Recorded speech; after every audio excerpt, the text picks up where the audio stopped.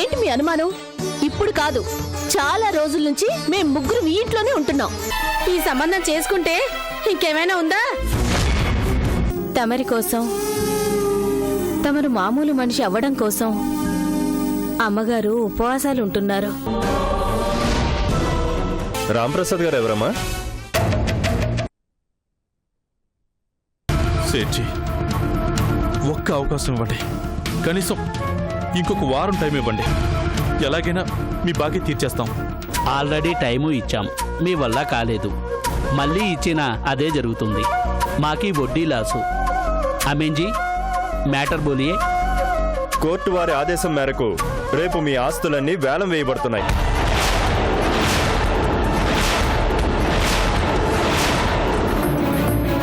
రేపు వేలంపాట మొదలయ్యేసరికి మీరు మీ వస్తువులన్నీ సర్ది పెట్టుకోండి. అందులో విలువైన వస్తువులను మాత్రం మీరు తాకడానికి వీల్లేదు.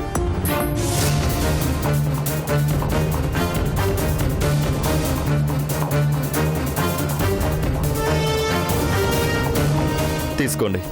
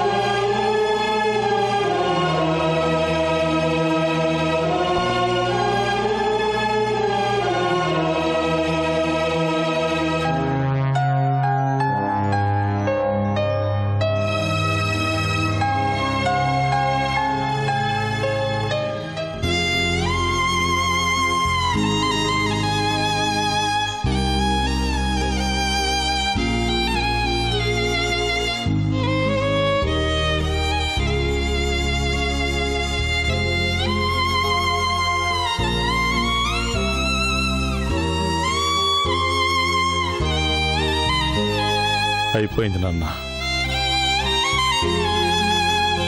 ఈ ఇంటితో మన రుణం తీరిపోయింది.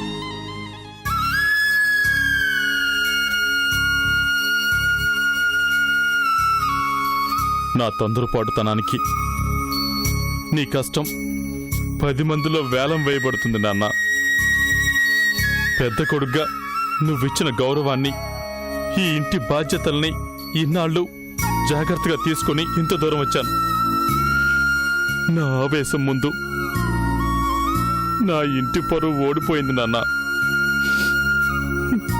నన్ను క్షమించు,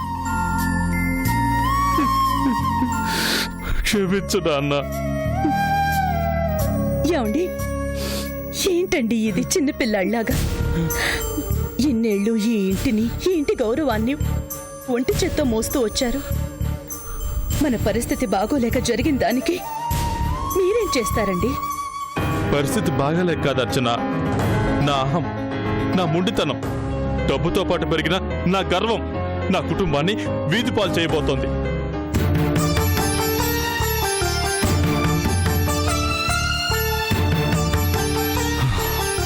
వద్దు వద్దు అని నువ్వు కృష్ణ చెప్తున్నా వినకుండా నేనే తప్పు చేశాను అర్చన.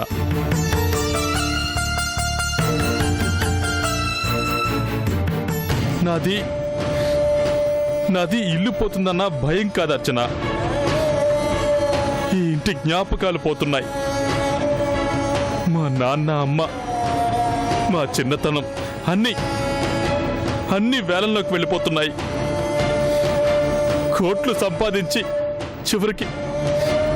చివరికి తండ్రి జ్ఞాపకాల్ని కాపాడుకోలేని అసమర్థుడయ్యాను. అన్నయ్య, ఎందుకురా అన్నని చూడాలి, ఈ అన్నతో మాట్లాడాలి అని అమెరికా నుంచి వచ్చావు. అన్నీ పోగొట్టుకుని అన్నతో పాటు రోడ్డు మీద నిలబడ్డానికా?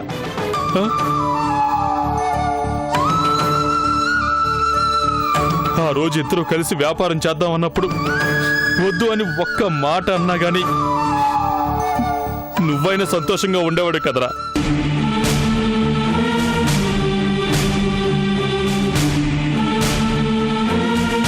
ఎదురు మాట్లాడేవాళ్ళు లేరు కదా అని తమ్ముళ్ళ ఆస్తులతో కూడా జోదమాడి ఓడి అజ్ఞాతం చేయించిన ధర్మరాజుని అయ్యాను కదరా. నా తప్పుకి మీరందరూ శిక్ష అనుభవించాల్సి వస్తుంది. ఏంటన్నయ్య, నువ్వేమన్నా కావాలని చేసావా? ఏదో అనుకుంటే ఏదో జరిగింది. నువ్విచ్చిన సంతోషాన్ని ఆనందంగా అనుభవించినప్పుడు బాధను కూడా ఆనందంగానే పంచుకుంటావు అన్నయ్య.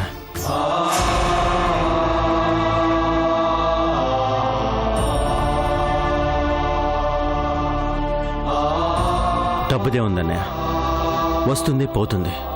కానీ ప్రేమాభిమానాలు కష్టంలో ఒకలాగా సుఖంలో ఒకలాగా ఉండకూడదు. నా అన్న తప్పు చేయలేదు, పొరపాటు పడ్డాడంతే. చిన్నప్పుడు నువ్వు ఇచ్చిన చాక్లెట్స్ దగ్గర నుంచి అన్నీ పంచుకున్నా. ఈ కష్టాన్ని కూడా పంచుకుందాం అన్నయ్య. రాముడున్న చోటే లక్ష్మణుడు, నువ్వున్న చోటే నేను.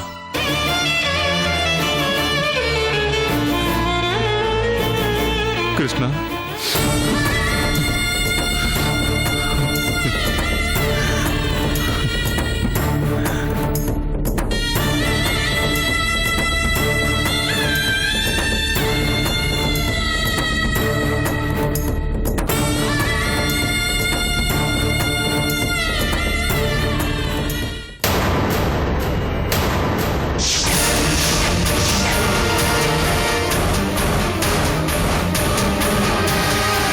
హరిప్రసాద్ కుమారులైన రాంప్రసాద్, కృష్ణప్రసాదులకు చెందిన ఈ ఇంటిని కోర్టు వారి ఆదేశం మేరకు జప్తు చేస్తూ వేలంపాట వేయడం జరుగుతుంది.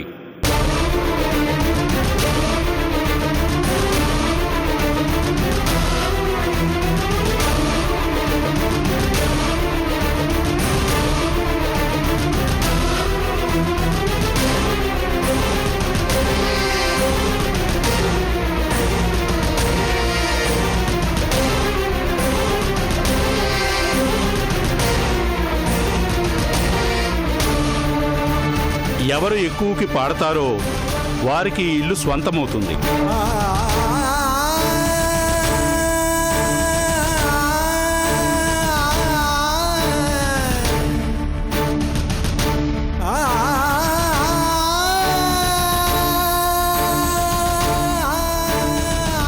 గవర్నమెంట్ వారి పాట 10 కోట్లు.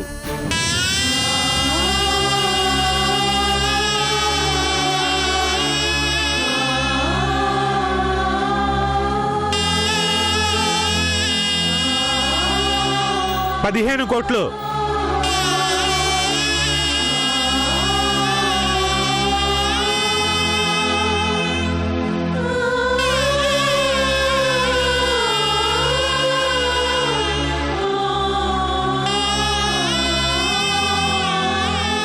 పద్దెనిమిది కోట్లు.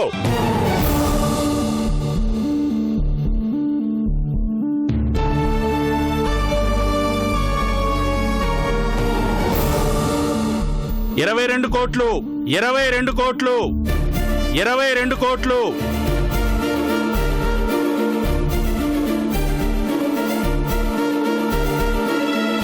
25 కోట్లు.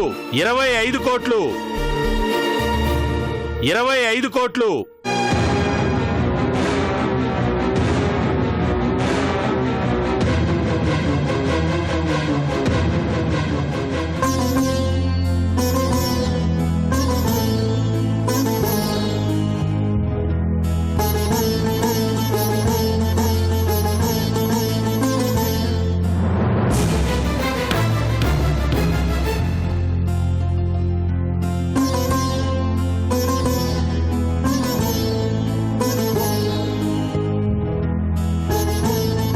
27 కోట్లు.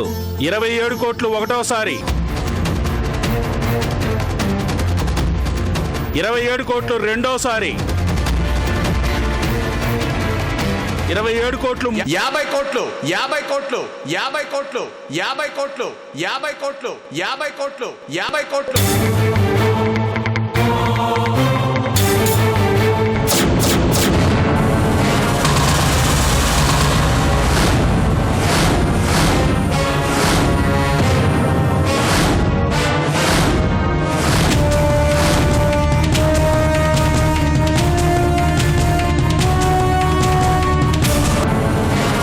యాభై కోట్లు ఒకటోసారి. 50 కోట్లు రెండోసారి.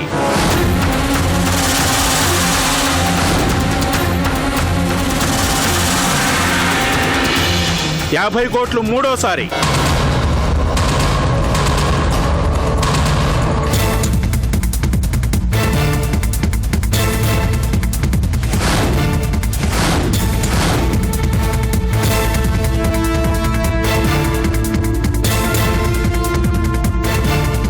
50 కోట్లతో ఈ ఇంటిని రాజాగారు సొంతం చేసుకున్నారు.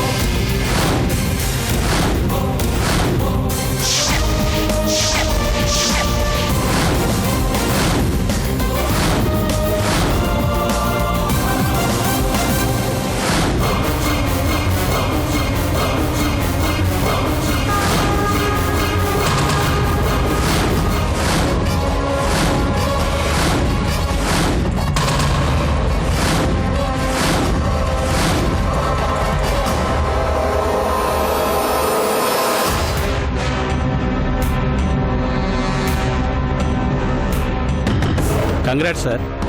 ఈ పేపర్స్ మీద సైన్ చేయండి.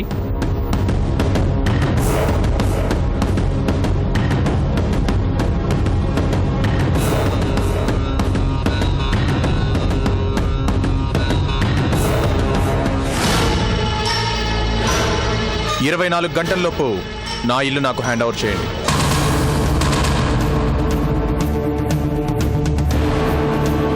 అలాగే సార్.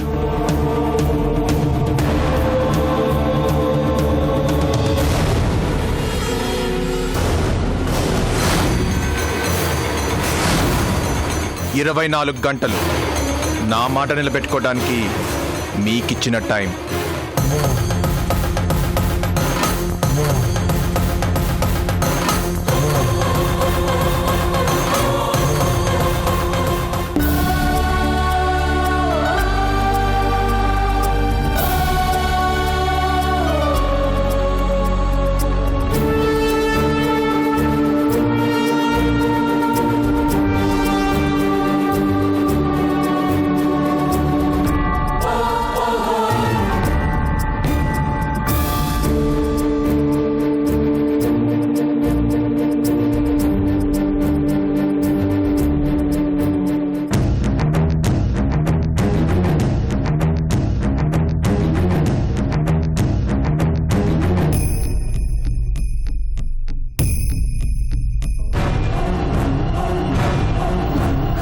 రాజా,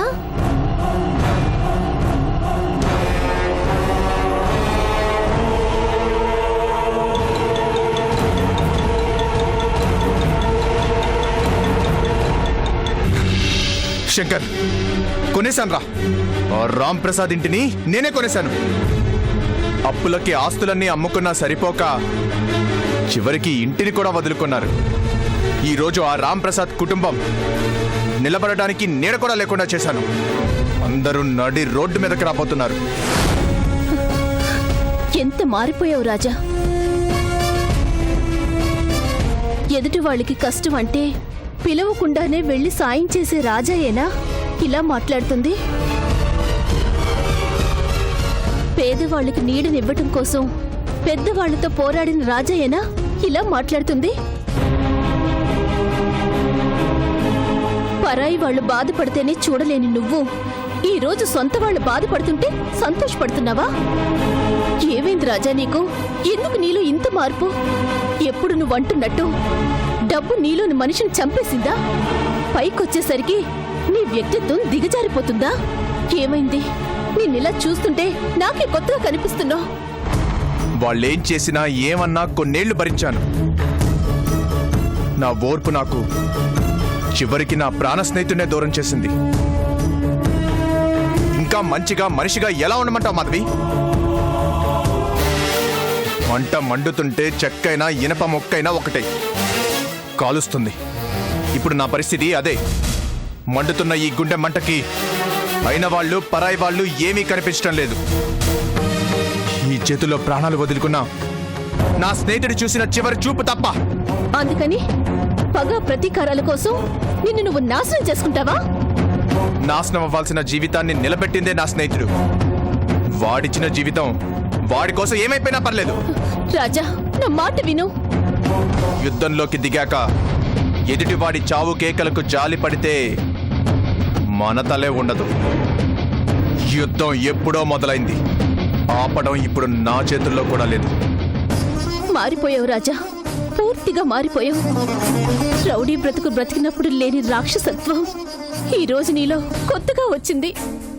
ఎదుటి వాళ్ళ కన్నీళ్లను కష్టాలను చూసి సంతోషపడే ఈ మార్పు నేను తట్టుకోలేకపోతున్నాను రాజా.